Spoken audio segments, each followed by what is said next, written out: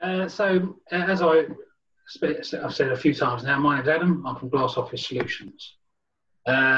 What we do is effectively we're a specialist glazing contractor, glass partitioning specifically. My presentation has a lot of photos in it because I think seeing what we do is going to be very helpful to kind of give you an idea of what we do specifically rather than me just talk about it first time. Yep. Right, so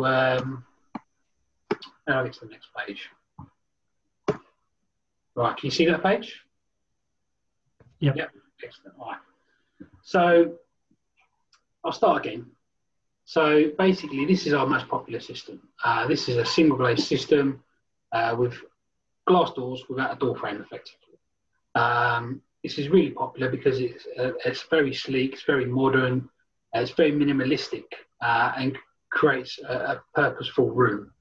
On this particular occasion, it doesn't back onto an external window, so it doesn't allow, obviously, the natural light in because it's a block wall there. But on the occasions where we do fit them, where there is external wall, it does, with the glass partitions there, it does allow lots of natural light to pour through the office into the middle of the building.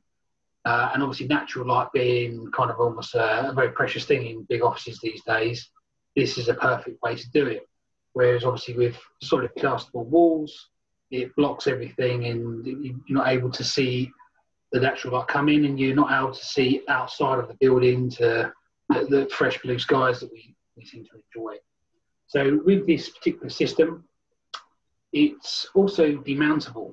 So what that basically means is we can take this system down and we can put it back up and recycle the system into another location of the building on the proviso that, you know, the floor to ceiling height is very, very similar. So it's a good system that can be taken down, put back up, recycled, upcycled, however you want to say it. What you can also see from this photo is there's a couple of oak timbers running through the ceiling where we've kind of cut the glass out around those sorts of features to protect them and to maintain that kind of illusion of the beams and protecting them, which is quite a nice little feature. And we finished it off with some coloured stripes running through the glass. This is the same system effectively, so it's multifunctional. But this system is actually acoustic now. So as you can see, we've fitted a door frame and an acoustic glass door. The door itself is framed on all four sides and is all fitted with acoustic glass. So whereas this system has no door frame and has no acoustic glass, this system, it looks the same, it's glass to glass, but we've changed the glass type to maximise acoustic performance within the room. So importantly, people in the room can have a confidential meeting, but they don't actually hear lots of noise outside the room, and vice versa. If people are outside the room, they don't want to hear maybe a confidential meeting going on. So there's noise transference or noise stoppage going both ways. This system can also be fire rated with timber doors on the left-hand side there. So this is very, very important because fire ratings allow people to escape safely and protect exit routes throughout the building. So the same system, again, adding another function by not just by being able to be acoustic, but it's also being fire rated. So how this would benefit a large office fit out is that if you want to have the same system continuously through the office, but you don't want to change system profiles, because obviously different systems will have different profiles of the aluminium. You can have one system that does lots of different functions that looks consistently the same, but performs in its own different way. So again, visually, it gives as much as it does performance-wise. On the right-hand side, again, it's the same system, but it's just with a standard glass door and a door frame. Again, very bog standard, but you know, it's a functional office. This is a very popular system we now offer. This is typically known as crittle or banded glazing. Again, believe it or not, it's the same system, but it's just how we apply and fix the profiles within it. So looking at these systems, you might think these are individual panels of glass. They're not. It's actually one big panel of glass with aluminium profiles bonded to the surface of the glass to create the illusion of the crystal effect. This is the very, very vogue thing at the moment in the market. Everyone seems to be wanting this and all variation of this. So obviously on the right hand side you can see another adaptation of that, but set out slightly differently. In all honesty, it can be set however you want. You can do literally anything and everything with the system. It's so versatile and easy to install. It does tick a lot of boxes. Plus, it is not necessarily cheap, but it's cheaper than a lot of other solutions.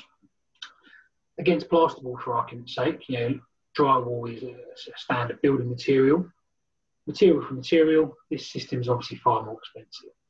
But these systems can be installed in 1 and 2 days with no mess and no drying times. Whereas plasterboard walls, you've got your drywall, you've then got your taper and jointer or your plasterer, you've then got your joiner to fit your skirtings and your architraves, and you've got your painter and decorator. By the time you've done all that, you pay more in labour than you have in my system. So effectively, the costs almost balance out. But my system is installed within a couple of days and mess-free, whereas a typical plasterboard wall is going to take several days because you're waiting for drying times, and it's not letting the natural light through, and that's basically it, really. We also offer a double glazed version. So with the double glazed, it's similar in profile to the single glazed, except obviously it's quite a bit wider. But with this, you're getting more for your money. So whereas the single glazed system, for argument's sake, can go up to 39 decibels in acoustics, this system can go up to 51 dB. So if you need the extra improved acoustic performance, if you've got something really shouty in your office, then this is the system for you. It also can be fire rated, and it can also be fitted in a crystal effect. The main difference between this system being crystal effect and the other system is these are actually individual panels of glass. This isn't one big panel. These are small panels fitted within the profiles that you see there, to allow the aluminium profiles to fit through the cavity of the double glazed unit. So again, it adds to that chunkiness and the style that customer maybe is wanting something a bit more robust, or they feel is more robust. With this system, it can have integral Venetian blinds fitted within it. It can work in combinations with plasterboard walls. It can also have a double glazed door. So this system photo here does actually show a double glazed door. That's 44mm thick, which is the same thickness as a typical solid core timber door. And it can also be modern and stylish as we've set it out here. Again, what I've shown you here is it's the same system again, but again, the versatility of it shown in different combinations. So here we have glass to glass on the left-hand side with a minimalistic dry joint with a timber door, and then the right-hand side we have the same system again, but we've introduced an aluminium mullion to allow us to fit Venetian blinds. And these blinds allow us to create privacy on demand when there's maybe a high important meeting going on, or they just want to add that extra confidentiality, something they want to monitor that they don't want people outside to see. So again, it's creating a barrier that can be there on demand, and this can be fitted into this system very easily by us. Again, we've got the same system again, but again, just showing a couple of different variations of it. So on the left-hand side, again, we've got a beautiful double glazed door there, but instead of the door being full height, it's actually more of a standard height with a glazed over panel with integral blinds. Again, it's there for acoustics with the double glazed door, and obviously privacy for when the people need it. On the right-hand side, it's the same system again, but this time it's fire rated. So it's got a timber door there, it's got the mullions, but no blinds. but we can use a really nice thin fire-rated glass to give them 30 minutes.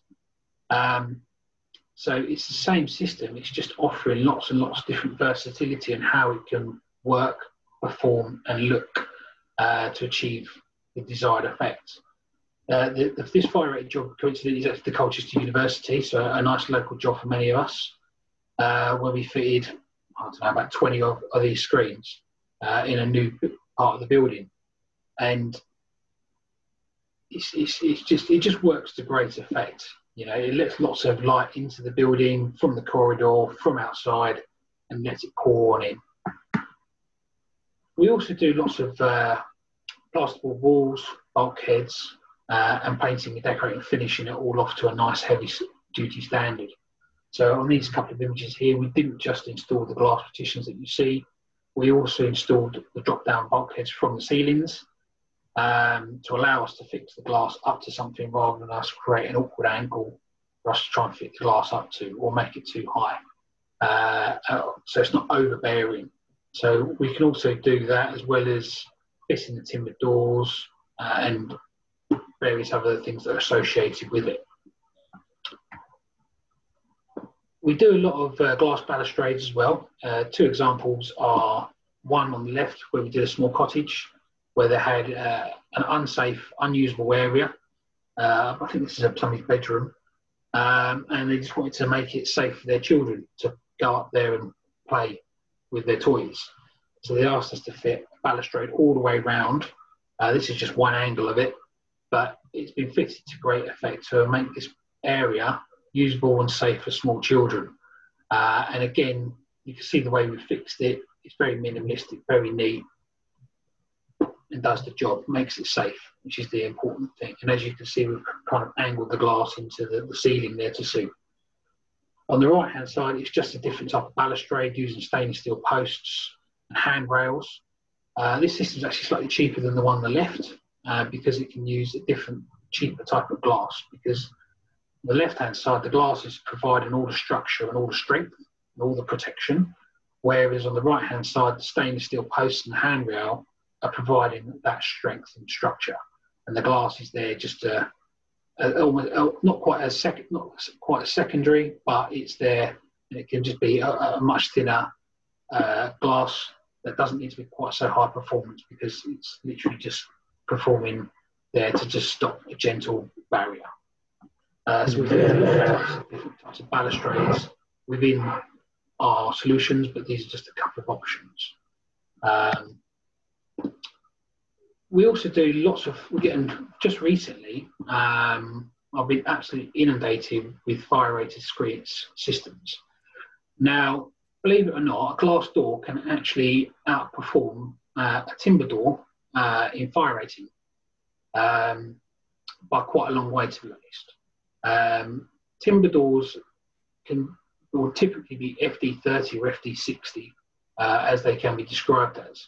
What that basically means, not to get too technical, is you're talking about 30-0 and 60-0. So that is integrity and scintillation I'm talking about here, as I've put at the top. So integrity is stopping the fire physically itself for either 30 or 60 minutes. But if it's 30-0 or 60-0, it doesn't stop the heat of the fire for any amount of time. So albeit if a fire does start, the heat transfer, the fire itself can not get through, but the heat of the fire can transmit through the system. So if there's a big stack of paper on the other side, it can potentially spontaneously combust because the heat is so intense that the fire is through without actually physically being through. Also, if it's protecting an exit route, you might be able to run past the screen thinking the fire's not going to get me because the fire screen's there, but the heat might be so intense you can't get past it because it's going to just scald you because it's just too hot.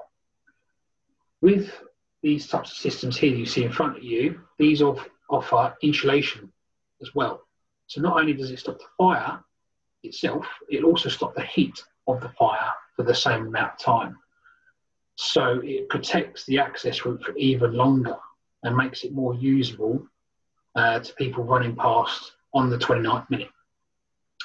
So it's when we do fire ratings, we always ask if you're talking about 30-0 or 30-30 or 60-0, 60-60. These systems can actually go up to 120 minutes to 2 hours. Again, I say that again, but we don't get asked for them too often because there's not very many occasions where 120 minutes are required, but most people tend to fall off their chair when they hear the price, sadly. And then the building inspector comes along, changes the spec and decides it doesn't need to be fire rated at all. I'm not too sure how I get that one, but believe it or not, sadly, it does happen. So we do offer a variety of fully certified fire rated systems in various different combinations and looks and finishes. As I touched on earlier, we're getting a lot of requests for COVID protection screens. So we don't do acrylic because it's something that I don't feel that would benefit our service. And there's plenty of it out there being knocked out quite cheaply and so forth.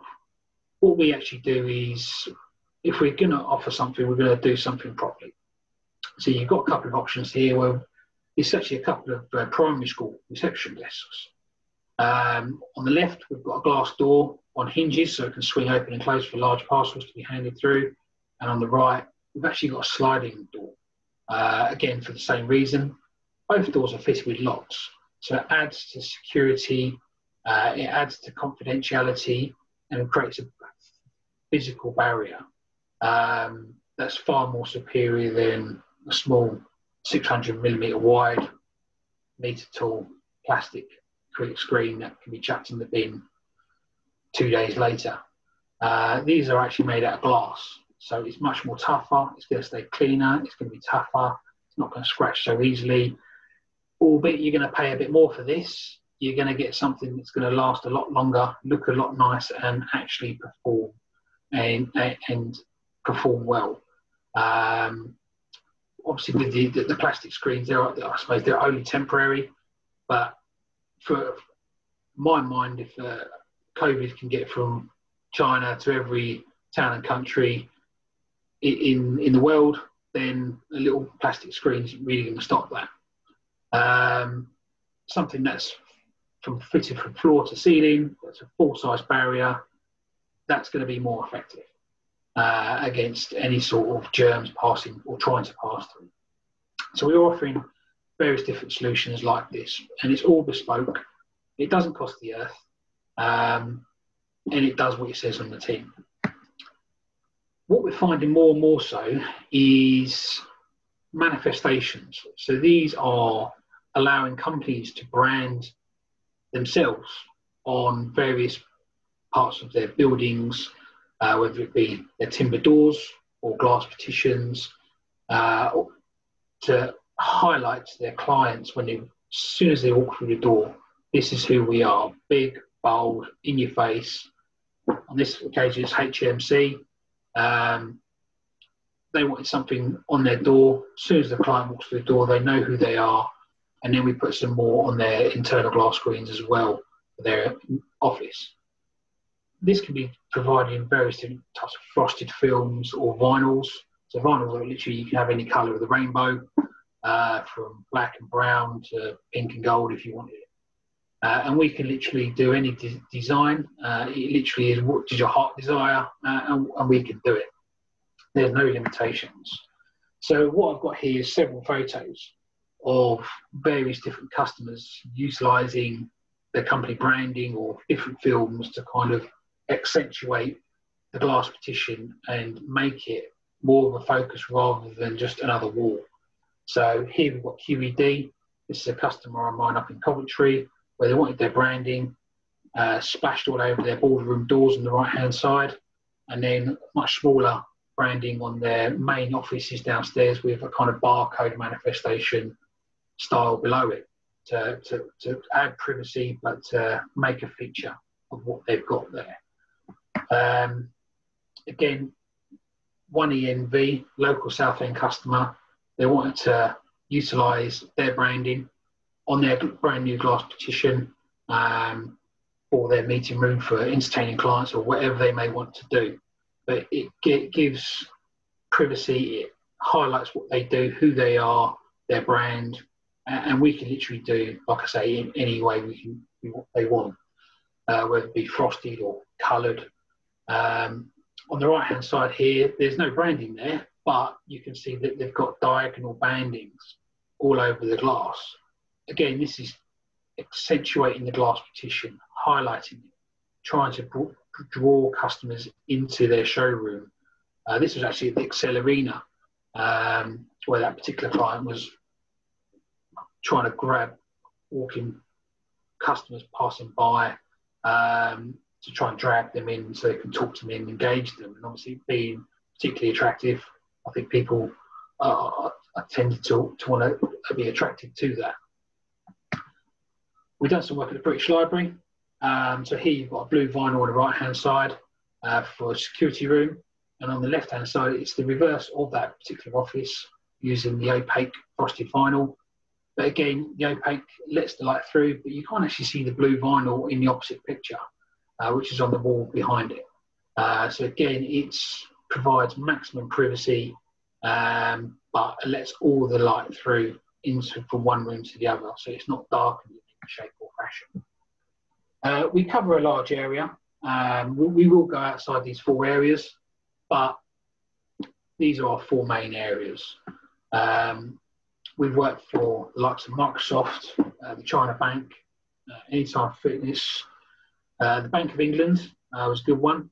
I can't post any photos of that because I'll be barred from working from ever again. BlackRock Bank, Pfizer's, Corals, Colchester University, and done quite a bit of work at the St George's Hospital as well. Thank you very much, and hopefully you'll have a few questions for me. Presentation. Thank you. I had about 4 or 5 questions that pop into my head during the presentation. Oh, brilliant. So I'm happy to go first if you want. Go ahead. I noticed on probably the 2nd or 3rd slide, Adam, there was a really nice setup with like a dark wood, I mean, maybe walnut door. But Yeah. it had like a little reception desk in front of it, or a little filing desk that would look exactly matching to the door. Was that you as well, or did you match to the I'd love to take credit for that, but no. We don't get involved with furniture, to be honest. Not yet, anyway. So, to be honest, the client just asked for a walnut door. So we put a walnut door in, and if they put a walnut desk in front of it, then yeah, I suppose that's just the problem with timber is if it perfectly matches, you got very lucky. But as you're obviously aware, every tree in the world is different from each other, so every tree will have a different wood grain to the next one. So if you had a bank of 10 doors, you could potentially what you call book match, but they'll never be identical because chances are they're going to come from different trees. And the veneers are only a couple of mil thick, if that. So to get them perfectly matching, it can be tricky. It can be done, but you've got to have a good quality timber door supplier. I didn't want to take over, so I don't know if anyone else has any more questions. Otherwise, I'll ask another one. Ask away if you like. I was curious about the lifespan for those. You know, they look strong and sturdy, and obviously you can leave. I've been in many offices where they've been there, but just wondering about lifespan. Lifespan, I mean, to be honest, once it's up, it's going nowhere. There's no kind of limitations to it. We guarantee it or warranty it for the first year, but that's mainly through functionality, providing people don't abuse the hardware. But to be honest, the amount of callbacks we get for the amount of jobs we do is incredibly minimal. But lifespan, you know, just as long as a plasterboard wall, to be honest. It depends on how you use it, how you treat it, if you look after it. It's like anything, really. If you're going in there with your keys and scratching it, it will still be there, but it won't look particularly nice. You know, glass is glass. You have it in your house, you have it in your windows. It's the same process. You know, you might have old timber windows in some houses that are 30, 40 years old. Glass in churches that are hundreds of years old. You know, glass is glass. It's not the glass that fails, it's the gases inside. Well, yeah, the gas will fail way before the glass does. But all our glass, unless it's acoustic, tends to be toughened. And for, say, Dan will probably know, a double glazed unit probably has 6mm toughened, 16mm spacer, and probably another 6mm of a toughened or laminate piece of glass. We use typically 10mm on 12mm toughened glass, so it's much thicker, much more sturdier. And obviously the seals we use, they are rubber effectively. So I think rubber has quite a long life expectancy. So that won't be going anywhere. And we use aluminium trims to support it all. So aluminium, rubber and glass, you put the three together, it's going nowhere. So it will last a long time.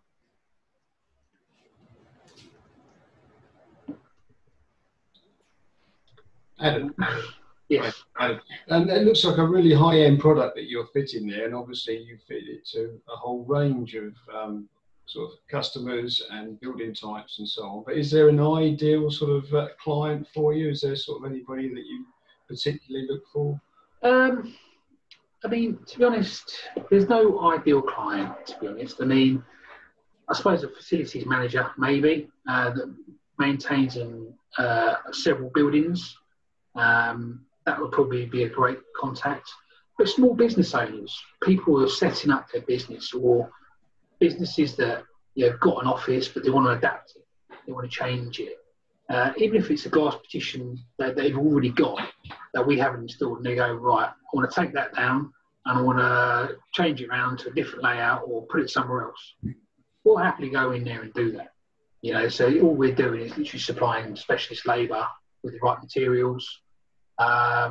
We don't have to literally supply and install everything. Materials are already on site and they're happy for us to install it, then we'll do that. It's about fitting around what the clients need. There's no kind of, I say, typical client, because the clients, it could be for any background, it could be in any sector. They don't have to be in construction. They can just, like I say, just be a small business selling telephone systems. They want a glass office for one of their small offices. It can be anything you want. It can be any customer. Anyone is susceptible to having a glass partition potentially. Yeah. Thanks. Who's the typical decision maker that actually makes the decision to buy your product in a company, Adam? Generally, it's the person with the purse strings. If I'm dealing with the end user client, it's generally the owner of the business or their PA, to be honest, and then the PA just backs it back to the director. So definitely the person's holding the purse strings and how much they actually want to spend. There is a lot of negotiations. I don't want to pay VAT. Can you do anything? It's like, no, not really. It's not as if I get to keep it in my pocket. So it's kind of the person with the purse strings.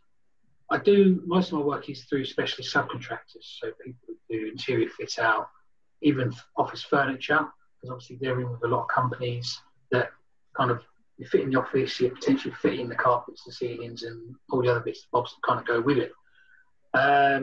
So when we're working with a specialist subcontractor, they've probably more often not already got the package, and they're shopping about to see if we can add to what they're already doing and sell it on to their client.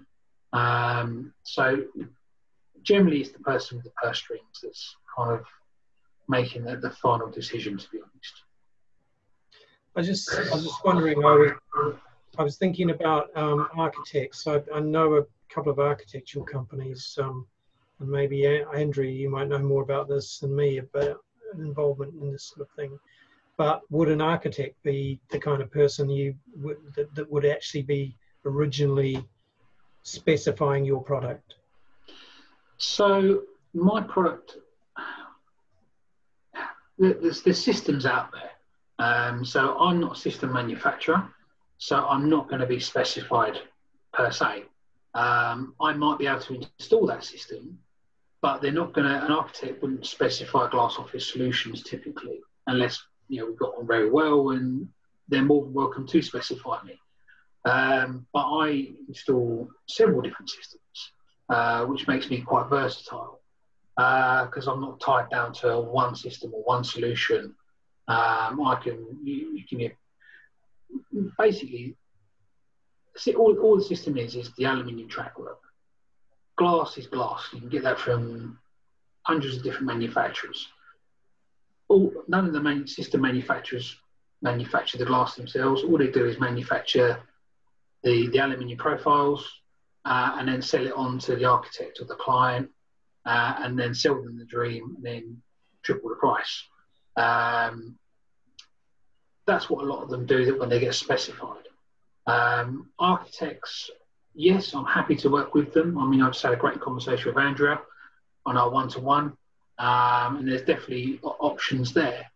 But I've never actually made it my agenda to go after architects because I think for me, the life cycle or cradle to grave or something, what would you call it, is too long. You know, I'm looking for kind of, not necessarily maybe the quick wins or the short kind of medium term wins that kind of keep me ticking over because I live on a week or two's kind of notice. Whereas obviously the bigger projects or even small projects with architects, they can take months, sometimes even years, depending on the size of the project. And I have the time, but I don't necessarily have the time to go searching for that business because it's just too long. If I can get in right at the end, then happy days. If I can get in at the beginning, I don't mind, but it's not a case of I have the time to go searching for it. But I'm happy to work with any architect that you could utilise my products.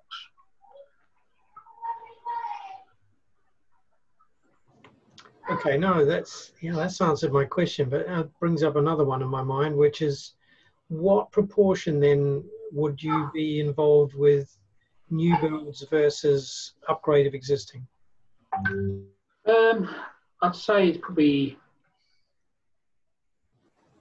80%, 85% existing buildings.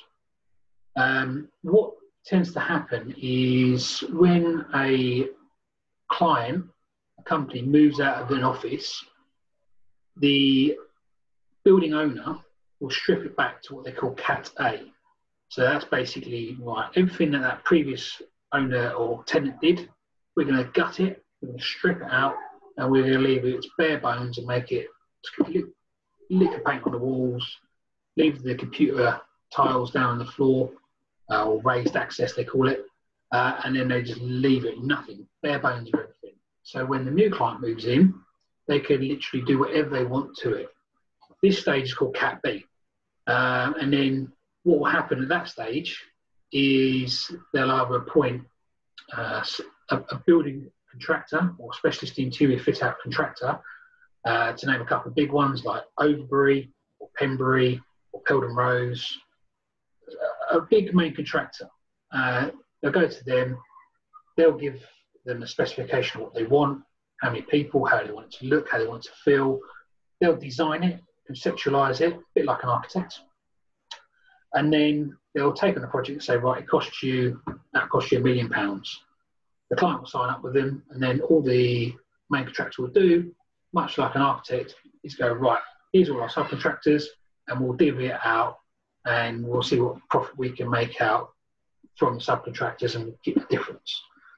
So the main contractors act as though an architectural service, which is fine, but a lot of them are notoriously difficult to deal with, and they're on very, very, very long payment terms. So in all honesty, I choose not to deal with them directly because they're a pain in the arse. So I don't mind working on their projects, but I always prefer to work with the subcontractor, typically the person that's dealing with the dry lining and the ceilings, because what I do kind of goes hand in hand with them, plus I get paid quicker. So, but I'm always happy to talk to anyone that will listen.